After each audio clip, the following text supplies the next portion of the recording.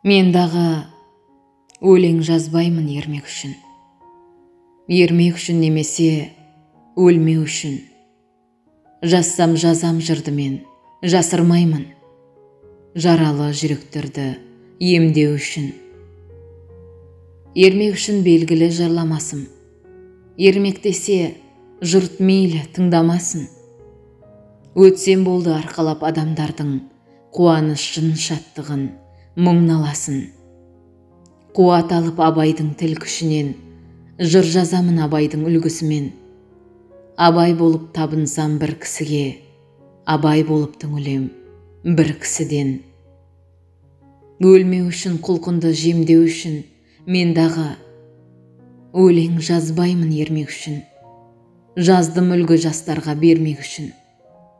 Абай жаққан бір сәуле сөнбеу үшін.